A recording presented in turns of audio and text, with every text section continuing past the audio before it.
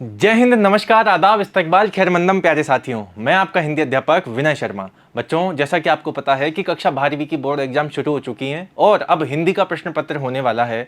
आप सभी को ये मालूम होगा, आपको अगर समय मिला होगा तो आपने पुराने पेपर अवश्य तौर पर देखे होंगे। जो भी प्रश्न संख्या 13 होता है वो प्रश्न संख्या 13 आता है कवि से या फिर लेखक से, उसका हमको जीवन परिचय देना होता है। ये बात हो रही है कक्षा 12 के हिंदी विषय के बारे में। तो अब आप क्या करेंगे कि या तो आपकी जो किताब है उसमें कुल पार्ट की संख्या कितनी है? कुल पार्ट है हमारे पास में 15 है, जिसमें से कवि के जो भाग हैं वो 9 हैं और बचे हुए जो 6 पार्ट हैं वो हैं हमारे लेखक के। अब आपको जो प्रश्न संख्या 13 पूछेगा उसमें या तो आपको एक कवि का नाम मिलेगा इन 9 में से, या फिर आपको इन 6 में से एक लेखक का नाम मिलेगा। उन दोनों में से आपको किसी का भी एक जीवन परिचय देना होगा। तो क्यों ना जो आसान है, जिसको सरल भाषा में एक ही बार पढ़ते ही और एक ही बार सुनते ही याद हो जाता है, तो वो है सबसे आसान कवि। अब सुनना ध्यान से, सर ये तो 9 है, ये 6 हैं, हम तो 6 याद करेंगे ना। अरे याद आपको करना ही नहीं है तो क्यों याद कर रहे हैं आप? ध्यान से सुनो, ये जो 9 हैं, इस 9 में से 3 ऐसे नाम हैं। एक तो हो गए हमारे तुलसीदास जी, एक हो गए हमारे फिराक गोरखपुरी और एक और हैं सूरदास या रहीमदास जी। तो ये 3 के कभी नहीं पूछे जाते हैं। तो अब कितने बच गए यहाँ पे भी? जब 6 बच रहे हैं यहाँ पे, 6 बच रहे हैं यहाँ पे। आसान है कवियों को पढ़ना, तो हम क्यों ना समय गंवाएं बिना और आसान से ट्रिक के साथ में इन 6 कवियों का जीवन परिचय याद कर लें। तो चलिए फटाफट से अपन याद करते हैं। हमारे जो पहला पार्ट होगा, मधुबाला मधुशाला वाला जो पार्ट है, आत्म परिचय, हरिवंश राय बच्चन जी। तो देखिए, इनका जन्म होता है सन 1907 में इलाहाबाद में। कहाँ पे जन्म हो रहा है? इलाहाबाद में जन्म हो रहा है। ये इनकी कुल 6 रचनाएं हैं। अब इनको किस तरीके से याद करेंगे, ध्यान से सुनना, बहुत आनंद आएगा। एक बच्ची है जिसका नाम है मधुबाला। क्या नाम है? मधुबाला। वो कहाँ पे गई है? मधुशाला में गई है। मधुशाला वो जगह होती है जहाँ पे शराब मिलती है। मधुबाला नाम की बच्ची मधुशाला में गई है। वहाँ से उसने क्या खरीदा? एक मधु कलश खरीदा, यानी कि शराब का प्याला खरीदा उसने। अब जब वो अब अपने घर पे आकर के तो पिएगी नहीं, किसी सुनसान जगह पे जाएगी, कहीं छुप करके पीने का प्रयास करेगी।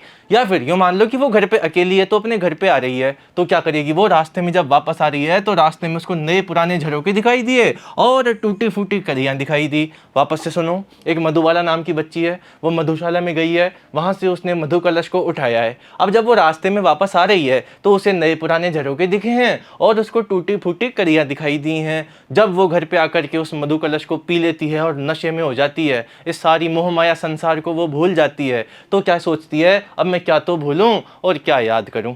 इस तरीके से इनकी जो 6 रचनाएं होती हैं, आपको हरिवंश राय बच्चन की ये 6 रचनाएं याद हो गई हैं। ध्यान से सुनना, पिछले साल का जो प्रश्न पत्र था उसमें यह प्रश्न पूछ लिया गया है। उम्मीद बहुत कम है कि इस बार की परीक्षा में आपको प्रश्न पत्र में आपको हरिवंश राय जी का जीवन परिचय देखने को मिले।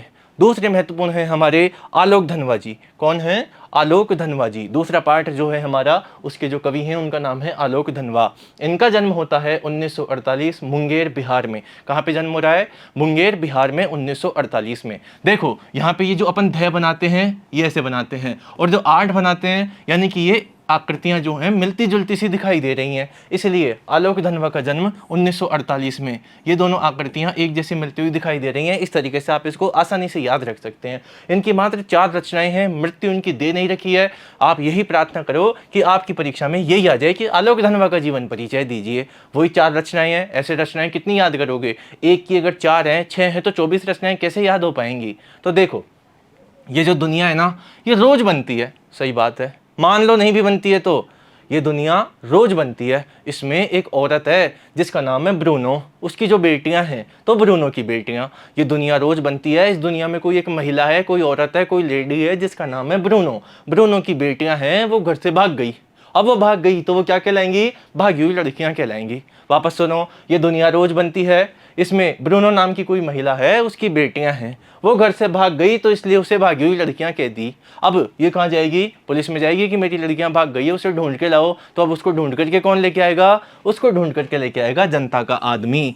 पुलिस जो होती है वो जनता की सहायता करती है, उसका काम करती है। तो देखो कितना आसान है। आलोक धनवा पढ़ रहे हैं, ध की और आट की संरचना एक जैसी होती है। तो इनका जन्म 1948 में, अपने आप याद रहेगा, मुंगेर बिहार में जन्म हुआ है। ये दुनिया रोज बनती है। इसमें ब्रूनो नाम की कोई महिला है जिसकी बेटियां हैं जो भाग गई हैं, इसलिए भागी हुई लड़कियां कहलाई वो। और अब उनको ढूंढने का काम कौन करेगा? जनता का आदमी करेगा। आ गई अच्छे से समझ में आपको? चलो शाबाश। इसके बाद में जो हमारा अगला पार्ट है वो है तीसरा पार्ट कुंवर नारायण। किसका है? कुंवर नारायण का है। देखिए ध्यान से सुनो। नारायण, नारायण किसका नाम है? श्री हरि विष्णु भगवान का नाम है। श्री हरि,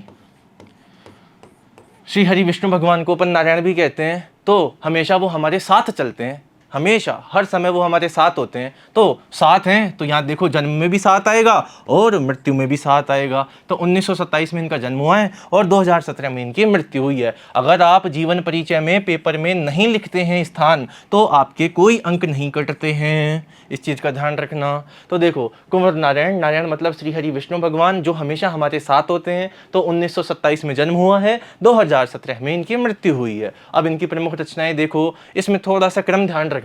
पहले नंबर पे इस परिवेश में, परिवेश का मतलब होता है वातावरण। तो इस परिवेश में कौन है? हम तुम। एक तो हम हैं और एक तुम सुनने वाले हो। अब इस परिवेश में जब हम तुम हैं तो आज और आज से पहले, आज और आज से पहले इस तरीके से किसी ने आपको नहीं पढ़ाया होगा ना। तो देखो आज और आज से पहले मेरे साक्षात्कार, इंटरव्यू, पॉडकास्ट, कुछ भी मान लीजिए, इस परिवेश में हम और तुम हैं।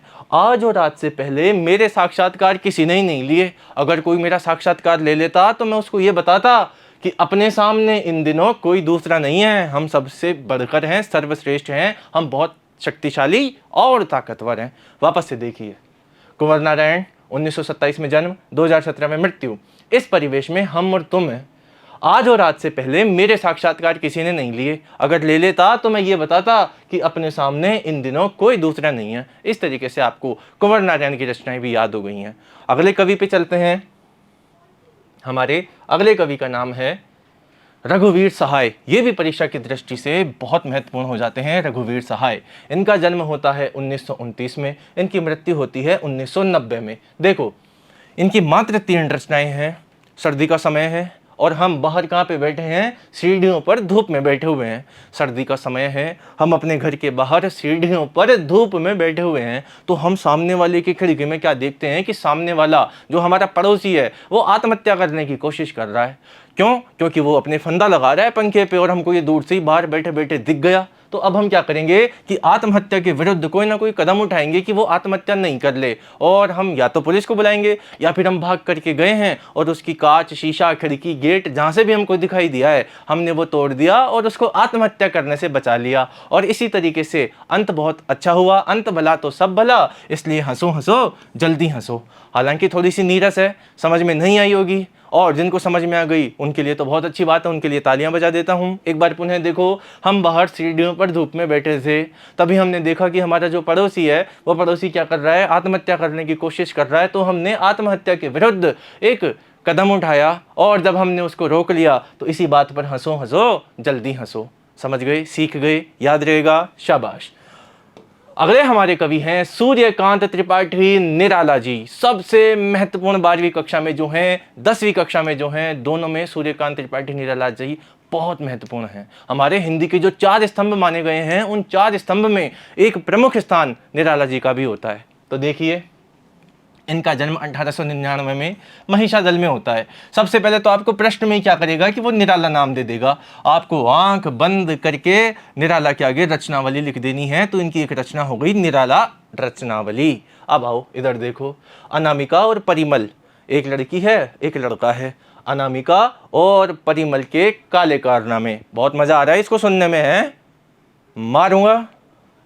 अनामिका कोई लड़की है, परिमल कोई लड़का है। इन दोनों के काले कारनामे सामने आ गए। जब इनके काले कारनामे सामने आए तो इस अनामिका की चोटी को पकड़ करके इन दोनों का कुकुरमुत्ता बना दिया। क्या बना दिया? कुकुरमुत्ता बना दिया। वापस से सुनिए, अनामिका और परिमल नाम की एक कोई युगल है, प्रेमी युगल है, जिसके काले कारनामे सामने आ गए। जब काले कारनामे सामने आ गए तो इस अनामिका की चोटी को पकड़ करके और उन दोनों का कुकुरमुत्ता बना दिया। इसी के साथ में सूर्यकांत त्रिपाठी निराला जी का जीवन परिचय पूरा होता है, कवि परिचय पूरा होता है। अंतिम, उमाशंकर जोशी जी, महत्वपूर्ण है ये भी बेटा। इनका जन्म 1911 में हुआ। देखो ध्यान से सुनना, शंकर, देवों में देव, महादेव एक ही है, सबसे बड़े सर्वश्रेष्ठ जो हैं महादेव एक ही है ना, इनसे बढ़कर कोई नहीं है। तो देखो 1911, 1 और 1 ठीक है। 1911 में इनका जन्म गुजरात में होता है। अब देखो, शंकर जी के बारे में बात हो रही है, तो इस विश्व में शांति लाने के लिए उन्होंने गंगोत्री से क्या निकाली? गंगा नदी निकाली। शंकर जी ने क्या किया?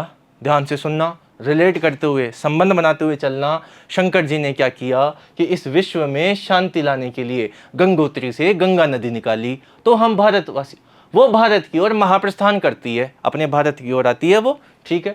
गंगोत्री से भारत में बहने के लिए महाप्रस्थान करती हैं। जब वो महाप्रस्थान करती है गंगा नदी, तो हमने आतिथ्य किया, उसका स्वागत किया, सत्कार किया और उनको स्वीकार किया। इसी के साथ में उमाशंकर जोशी जी का जीवन परिचय भी हमको अच्छे से याद हो जाता है। एक बार वापस देखो, शंकर एक ही हैं इस पूरे ब्रह्मांड में, सबसे बड़े हैं, देवों के देव हैं, महादेव हैं, तो एक ही हैं। तो 1911 इस तरीके से आप इनका जन्म याद रखेंगे। उन्होंने विश्व की शांति के लिए, इस धरती का कल्याण करने के लिए गंगोत्री से किसका उद्गम किया? गंगा नदी का उद्गम किया। तो गंगा नदी क्या करती है? भारत में आने के लिए, इस पूरे भारतवर्ष को पवित्र करने के लिए महाप्रस्थान करती हैं और हम भारतवासियों ने उनका आतिथ्य स्वीकार किया। इस तरीके से याद कर लीजिएगा। ऑल द बेस्ट बच्चों, आपको आपकी परीक्षा की बहुत बहुत शुभकामनाएं। तैयारी कितनी करी थी, कितनी नहीं करी, सब धरी धरी रह जाएंगी। परीक्षा से एक दिन पहले वाली जो आपकी तैयारी होती है वो सबसे महत्वपूर्ण होती है। उस दिन प्रॉपर थकान, ये नींद और खाना पीना, ये सारी चीज़ें, थकान को दूर करना, थकान को दूर करने के लिए कुछ खट्टे फल है ना, जैसे संतरे, अंगूर वगैरह, या फिर जो तरल पदार्थ होते हैं, लिक्विड होते हैं, उन सबको आराम से ग्रहण करना, स्वस्थ, तंदुरुस्त, मस्त रहना। और इसी के साथ में इस सेशन को मैं ज़्यादा आपका समय नहीं लूँगा, परीक्षा की तैयारी करेंगे, तो इसी सेशन को हम यहीं विराम देते हैं। जय हिंद बच्चों, हंसते रहिए, मुस्कुराते रहिए, पढ़ते रहिए। जय श्री राम।